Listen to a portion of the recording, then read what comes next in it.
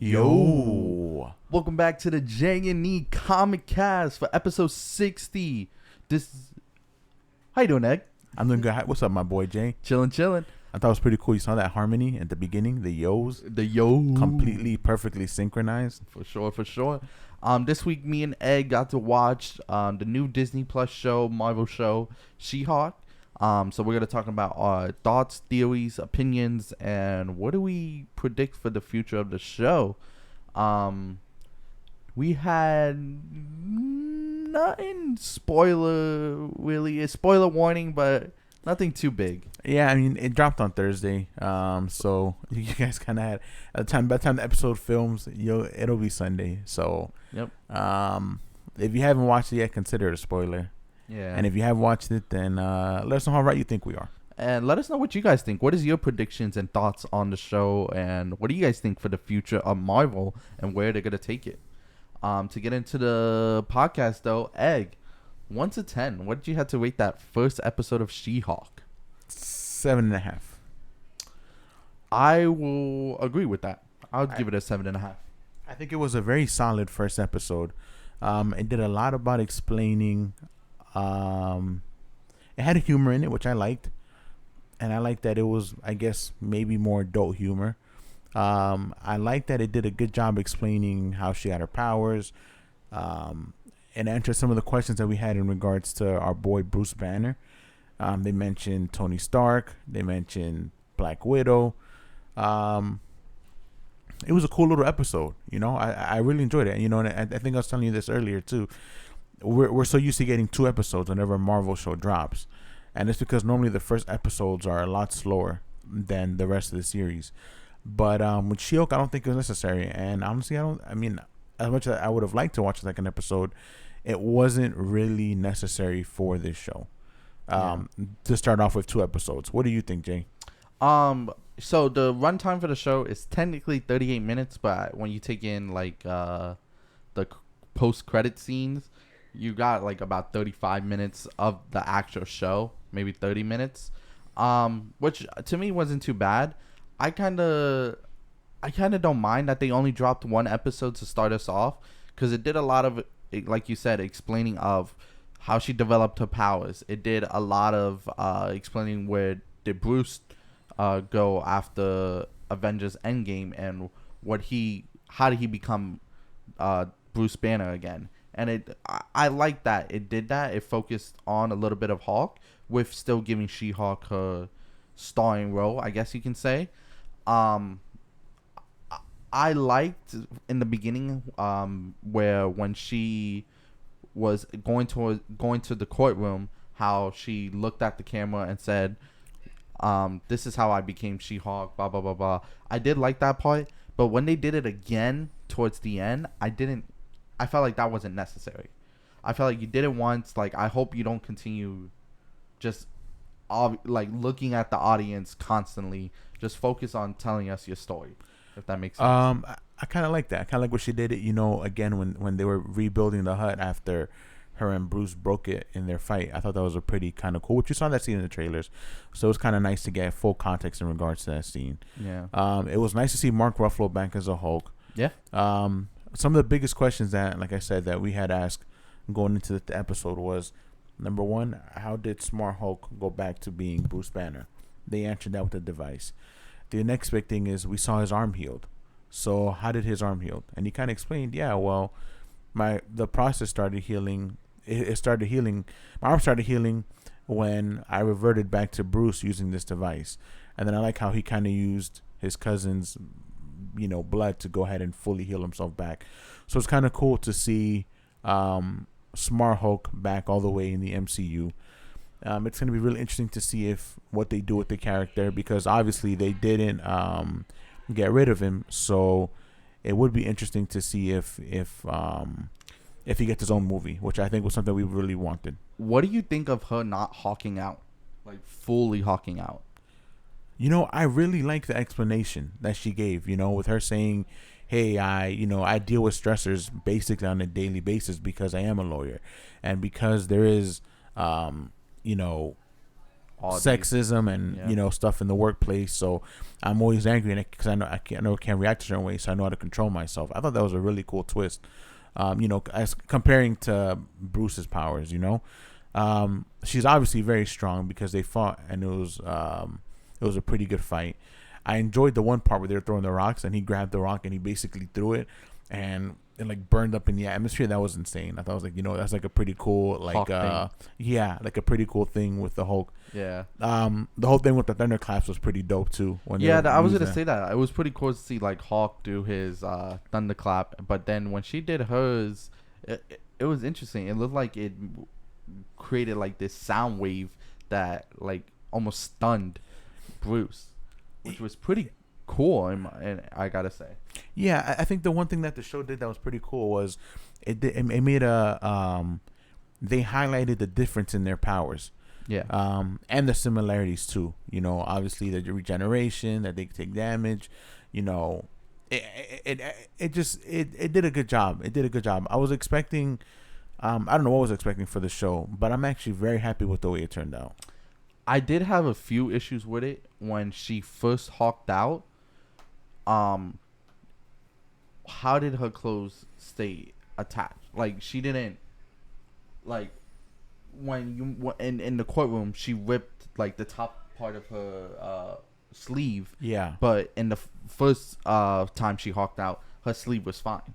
I don't know if you caught that. Like it was just little nitpicks there. Like interesting. If you're trying to tell a story, especially when you're the first time hawking out, where you don't have control of it, how does your clothes don't get some type of whip? Especially that you're in the woods, you were in a car crash, all this. Compared to when compared to when you're in the courtroom when you're doing it intentionally. So I found that interesting. Yeah, I found it like very interesting like that. It didn't like it in the courtroom. It like her outfit got a little tear in it, but in the car crash nothing. But that's just little nitpicking. I'm just curious to see where they go with the show. My predictions are for the show, it's leading up to maybe she's like taking over the mantle of Hulk. So like Bruce is gonna retire or something like that, or he's gonna be off planet, off world. Because we saw they ran into the spaceship. Yeah, which they didn't go into much detail with that, other than he was like, "Oh, they must need something. I have to investigate it." So we have no idea what that is, but we do know that one of the future Avengers movies is Secret Wars. So maybe it has something to do with that. It could be something to do with the multiverse. We don't know, but I think it's gonna be something that's gonna be related more to Secret Wars or maybe even Guardians of the Galaxy 3. Well, we saw with in the end of Shang-Chi that Mark Ruffalo was there. Bruce Banner was there at the end when Wong came to get him. And they were having like a meeting and talking about Shang-Chi's wing. Shang-Chi. Oh, yeah. So is that taking place after that meeting, or is it taking place before? What is going on? What is the timeline there? Is the curiosity. Yeah, I have to believe it's taking place after the meeting, and it would be a cool thing if they go ahead and they tied the whole spaceship to that movie. Mm-hmm. It would be really interesting too if all of a sudden we kind of saw like a diverging Avengers story where maybe Bruce is in charge of this team and he's working with Wong and Shang-Chi and She-Hulk and some of these other characters to figure out what's going on in space, where you have like Doctor Strange in charge of another team and they're dealing with the whole multiverse aspect of everything. Yeah, I hope they don't like Marvel doesn't like open up more stories, like not like open up more stories, but like start different stories, like what DC is doing, like how we have multiple Batmans, we have multiple of this, multiple universes, those little things. Like yeah, they're trying to get the multiverse and explain it, but have it tie in with the main Marvel storyline that they're trying to go with it, if that makes sense. No, it does. I unfortunately think that because they have the multiverse, they've opened it up for them to use multiple characters to portray, one particular character. So they could have multiple Star-Lords, Tom Cruise as Tony Stark. Yeah, that would be insane. I wanted to see that in Multiverse of Madness. I was very disappointed when we didn't see it.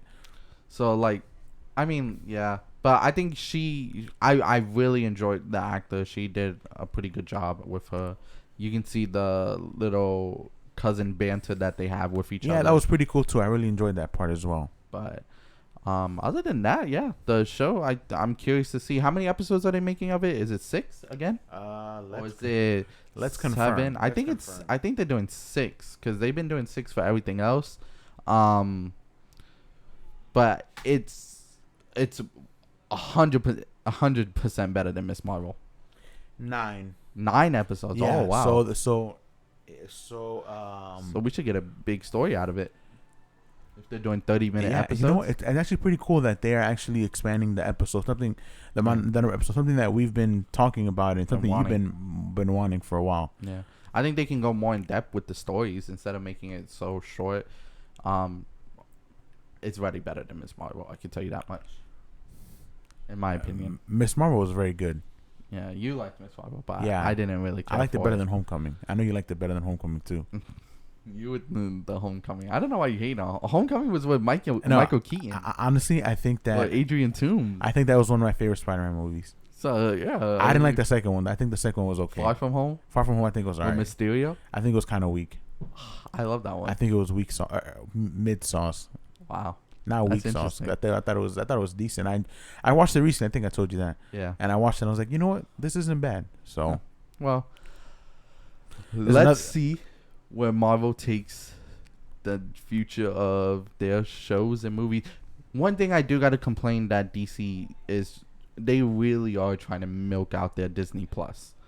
And I was talking with my uncle and my dad about that the problem with DC, the Marvel that is having, when you're taking Avengers, I'm going to start with Endgame. Well, I'm going to start with Infinity War. When you're taking Avengers, Infinity War and down, when those were all movies, high graded movies, like amazing stories, connected, a 20-year project in the making, amazing, like all movies, and then now you're making TV shows to try to milk out your Disney Plus. I think that's why a lot of their shows have been letdowns, because they're not putting as much into a budget from movie making to a TV show making. So like the CGI is sometimes a little off. The story, the writing is shorter. That stood out to me yesterday. The episodes are shorter. All these problems when they could have just made a Miss Marvel movie. I think a Miss Marvel movie would have done a lot better than their TV show. Moon Knight, hands down, amazing. They did it good, right? Yeah, Moon Knight might be my favorite show. I did enjoy Loki. I had my issues with it, but I did enjoy it. WandaVision. Falcon and the Winter Soldier. Again, could have been a movie. I think if they would have made Falcon and the Winter Soldier a movie, I think it would have been a lot better than their TV shows. And that's what I think Disney's trying to do. They're trying to milk out Disney Plus, make as much money as possible. But for those big comic book fans, lovers, and everything, it's just harder to start and enjoying that. Yeah, no, I definitely agree. I think that one of the things that happened with them putting out so much stuff is I think a lot of people are dealing with Marvel fatigue. So I think that I'm hoping that Phase 4, which I think this is Phase 4, the end of Phase 4 is Black Panther. I'm hoping that it ends on a strong note, and I'm hoping that it does something to start tying into the stories together, because I feel like everybody's kind of waiting to see what happens next, and everybody's disappointed by the mediocrity that Disney and Marvel has been giving us recently.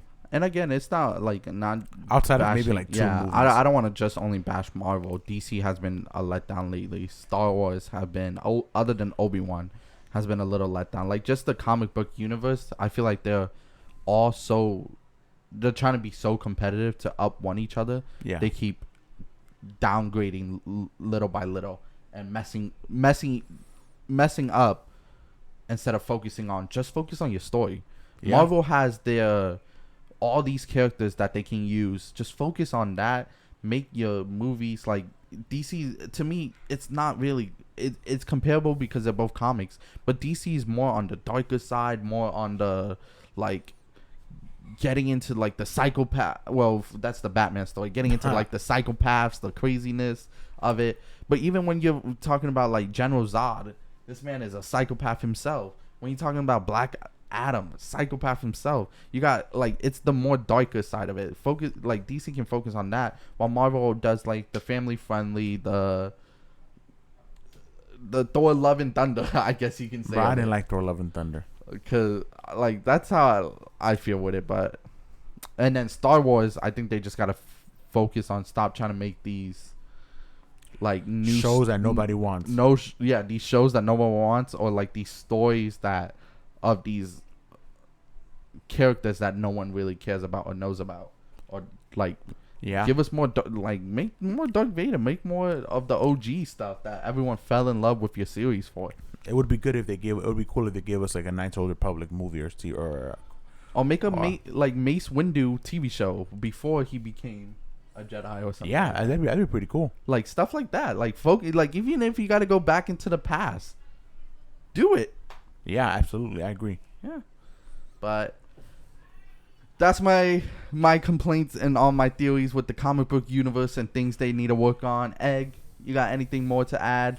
No, I feel like you hit a lot of subjects right on the head. I feel like they need to start focusing on quality versus quantity. Yeah. So hopefully with the next phase, because obviously they already have an idea in place. Hopefully with the next phase 5, we get a better idea of what they're doing. Hopefully Disney at some point gives us Mandalorian and then just says, hey, you know what? We need to really sit down, look at the drawing board, and do what we need to do. Make a Star Wars Marvel universe. I don't think that's Vader necessary. Fights Thor. No. I don't need to see that. Know. I'm just throwing things. This guy, man. And then let's see what DC has for this 10-year project. They canceled a lot of things, revamped a lot of things, so let's see where they go with it. Maybe they'll uncancel a lot of things too. Yeah, who knows? I think we just gotta wait to see, and the more we know, the more we find out, the more we'll talk about with you guys. I just picked up a new things of comic books that I'm definitely gonna talk to you guys about too. Yeah. Alrighty. This is the J&E Comic Cast. Thank you guys for hanging out with us for another week. Jay and I will be back next week on Sunday at 6 o'clock. So we'll see you guys then. Same place, same channel, same time. Have a safe week. Have a great week. Catch you guys later. J&E signing out. Peace.